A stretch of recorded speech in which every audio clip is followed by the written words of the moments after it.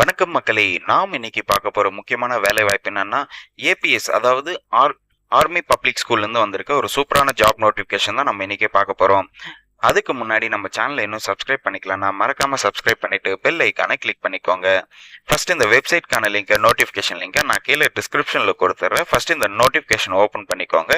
Open பண்ணீங்கன்னா என்ன மாதிரி போஸ்ட் இருக்குன்னு சொல்லிட்டு கிளியரா போட்டிருக்காங்க பாருங்க. உங்களுக்கு வந்துட்டு பிஜிடியும் டிஜிடி, பிஆர்டி இந்த மாதிரி ஒரு 3 போஸ்ட் தான் உங்களுக்கு கொடுத்துருக்காங்க. இதுக்கு எஜுகேஷன் குவாலிஃபிகேஷன் நீங்கள் பிஜி முடிச்சுட்டு, அதாவது போஸ்ட் கிராஜுவேஷன் முடிச்சுட்டு பிஎட் முடிச்சிருக்கணும்னு சொல்லியிருக்காங்க. ஸோ எல்லாத்துக்குமே கம்பல்சரின்னு சொல்லியிருக்காங்க. இன்னொன்று வந்து டிஜிடிக்கும் பிஆர்டிக்கும் பார்த்தீங்கன்னா கிராஜுவேஷன் முடிச்சுட்டு பிஎட் முடிச்சிருக்கணும்னு சொல்லியிருக்காங்க. மினிமம் 50% ஆஃப் மார்க் எடுத்திருக்கணும்னு சொல்லியிருக்காங்க. அடுத்து உங்களுக்கு வந்து ஏஜ் எக்ஸ்பீரியன்ஸ் வந்து சொல்லியிருக்காங்க பாருங்க. ஏஜ் லிமிட் பார்த்தீங்கன்னா உங்களுக்கு 40, அதாவது ஆர்மி பர்சனாக இருந்ததுன்னா 40 இருக்கணும்னு சொல்லியிருக்காங்க. இதுவே எக்ஸ்பீரியன்ஸ் இருந்ததுன்னா உங்களுக்கு ஏஜ் ரிலாக்ஸேஷன் வேறுபடும். அதாவது 5 வருஷம் எக்ஸ்பீரியன்ஸ் இருந்ததுன்னா 45 ஏஜ் வரைக்கும், 7 வருஷம் இருந்ததுன்னா 50 ஏஜ் வரைக்கும், 9 வருஷம் இருந்ததுன்னா 57 வரைக்கும் இருக்கும்னு சொல்லியிருக்காங்க. இதுவே வந்து அதர் கேட்டகரி, ஜென்ரல் கேட்டகரி இவங்க பார்த்தீங்கன்னா உங்களுக்கு 40 வயசு வரைக்கும் நீங்கள் அப்ளை பண்ணிக்கலாம்னு சொல்லியிருக்காங்க. இதுவே எக்ஸ்பீரியன்ஸ் இருந்ததுன்னா 5 வருஷம் எக்ஸ்பீரியன்ஸ் இருந்ததுன்னா 57 வயசு வரை நீங்கள் அப்ளை பண்ணிக்கலாம்னு சொல்லியிருக்காங்க. இன்னொரு மெயின் விஷயம் என்னன்னா, இதற்கு வந்து எக்ஸ்பீரியன்ஸ் வந்து கேட்டிருக்காங்க. ஸோ எக்ஸ்பீரியன்ஸ் இருந்துச்சுன்னா ஃபர்ஸ்ட் ப்ரெஃபரன்ஸ் கொடுக்குறேன்னு சொல்லியிருக்காங்க. அதுக்கப்புறம் வந்து இந்த வேலை வாய்ப்பு வந்துட்டு முழுக்க உங்களுக்கு ஆன்லைனில் தான் வந்து எக்ஸாம் நடக்கும்னு சொல்லியிருக்காங்க. ஆன்லைன் ஸ்க்ரீனிங் டெஸ்ட்னு சொல்லுவாங்க. அது பார்த்தீங்கன்னா 23, 24 நவம்பரில் உங்களுக்கு வந்துட்டு எக்ஸாம் நடக்கும். இதற்கு பார்த்தீங்கன்னா எக்ஸாம் சென்டர்ஸ் எல்லாம் பார்த்தீங்கன்னா உங்களுக்கு சென்னையில் தான் இருக்கும். அதே மாதிரி வந்து இது வந்து 200 மார்க்குக்கான கொஷின் பேப்பரை வந்து உங்களுக்கு ஆன்லைனில் கொடுப்பாங்க. இந்த 200 மார்க்குக்கும் நெகட்டிவ் மார்க் ஒன்று இருக்குது. நெகட்டிவ் மார்க் மீன்ஸ் வந்துட்டு நீங்கள் எதனா ஒரு கொஷினை வந்து தப்பாக எழுதினாலோ அந்த கொஷினுக்கு வந்துட்டு நெகட்டிவ் மார்க்கு 1/4ன்ற விதத்தில் வந்துட்டு உங்களுக்கு மைனஸ் பண்ணுவாங்க. அடுத்து உங்களுக்கு ரிசல்ட் வந்து பார்த்தீங்கன்னா ஆன்லைனில் தான் விடுவேன்னு சொல்லியிருக்காங்க. ஆன்லைனில் என்னைக்கு விடுவாங்க பார்த்தீங்கன்னா 31 மார்ச் 2025 தான் உங்களுக்கு வந்து ஃபைனல் ஸ்கோர் கார்டு விடுவாங்க.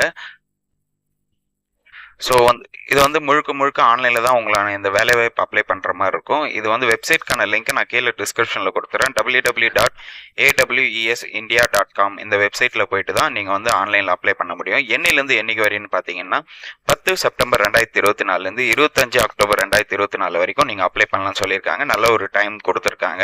ஸோ நல்லா இந்த நோட்டிஃபிகேஷனை படித்து பார்த்துட்டு அதுக்கப்புறம் அப்ளை பண்ணிக்கோங்க. ஸோ வந்து இது முழுக்க பிஎட் கண்டிப்பாக முடிச்சிருக்கணும்னு சொல்லியிருக்காங்க. பிஎட், டிடிஎட் முடிச்சவங்களுக்கு மட்டும்தான் இந்த வேலை வாய்ப்பு.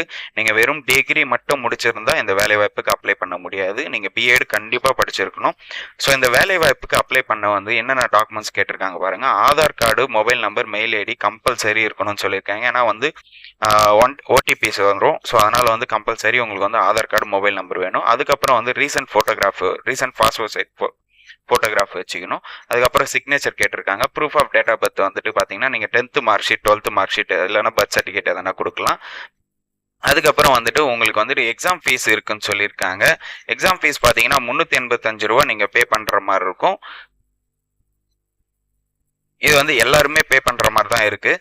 ஸோ 385 வந்துட்டு உங்களுக்கு எக்ஸாம் ஃபீஸாக நீங்கள் வந்து பே பண்ணுற மாதிரி இருக்கும். அடுத்து லிஸ்ட் ஆஃப் ஆர்மி பப்ளிக் ஸ்கூல்ஸ்ன்னு சொல்லிட்டு போட்டிருக்காங்க பாருங்க.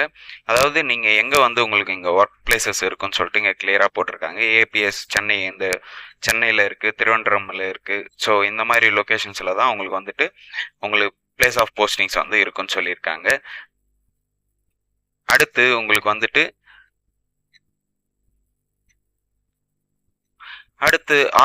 ஆன்லைன் ஸ்க்ரீனிங் டெஸ்ட்டில் என்ன மாதிரி சிலபஸ் உங்களுக்கு கேட்பாங்கன்னு சொல்லிட்டு கிளியராக போட்டிருக்காங்க பாருங்கள். இந்த நோட்டிஃபிகேஷன் 10வது பேஜில் வந்துட்டு உங்களுக்கு போட்டிருக்காங்க.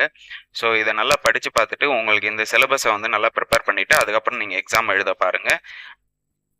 ஸோ பேசிக்காக வந்து பிஎட்லேருந்து தான் உங்களுக்கு கேட்பாங்க. பிஎட் டிகிரிலேருந்து தான், அதாவது பிஜி டிகிரிலேருந்து தான் உங்களுக்கு வந்துட்டு கொஷின்ஸ் கேட்பாங்க. ஸோ அதுக்கப்புறம் வந்துட்டு பார்த்தீங்கன்னா minimum qualification for teachers in army public ஸ்கூல்ஸ்ன்னு சொல்லிட்டு போட்டிருக்காங்க. இது வந்துட்டு பார்த்தீங்கன்னா 11th 12th வந்துட்டு நீங்கள் கிளாஸஸ் எடுக்கிற மாதிரி இருக்கும்.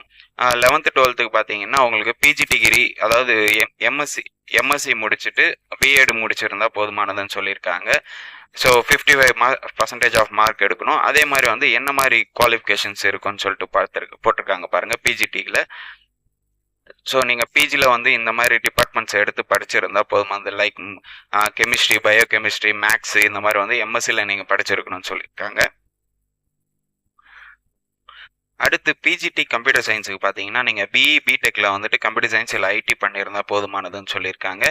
இதே வந்து எம்எஸ்சி கம்ப்யூட்டர் சயின்ஸும் இல்லைனா எம்சிஏ இந்த மாதிரி நீங்கள் படிச்சிருந்தா போதுமானது. டிகிரியில் வந்துட்டு பார்த்தீங்கன்னா பிஎஸ்சி கம்ப்யூட்டர் சயின்ஸும் நீங்கள் படிச்சிருந்தா போதுமானதுன்னு சொல்லியிருக்காங்க. ப்ளஸ் வந்துட்டு என்னென்னா உங்களுக்கு டீச்சிங் லைனில் உங்களுக்கு எக்ஸ்பீரியன்ஸ் இருக்கணும்னு சொல்லியிருக்காங்க. அதே மாதிரி வந்துட்டு பிஎட் முடிச்சிருக்கணும்னு சொல்லியிருக்காங்க. ஸோ இந்த மாதிரி நீங்கள் டிகிரி முடிச்சுட்டு அதுக்கப்புறம் பிஎட் கண்டிப்பாக நீங்கள் முடிச்சிருக்கணும்.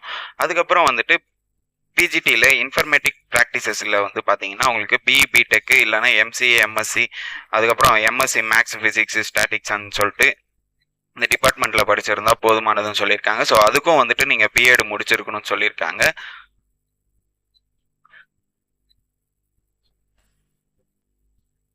அடுத்து பிஜிடி ஃபிசிக்கல் எஜுகேஷன் சொல்லிட்டு physical education bachelor of physical education நீங்கள் படிச்சிருக்கணும்னு சொல்லியிருக்காங்க. பிபிஎட்னு சொல்லிட்டு அதாவது பேச்சுலர் ஆஃப் ஃபிசிக்கல் எஜுகேஷனில் வந்துட்டு நீங்கள் 55% ஆஃப் மார்க் எடுத்திருக்கணும்னு சொல்லியிருக்காங்க. அதே மாதிரி national council for teacher education இதில் வந்து நீங்கள் ரிஜிஸ்டர் பண்ணியிருக்கணும்னு சொல்லியிருக்காங்க.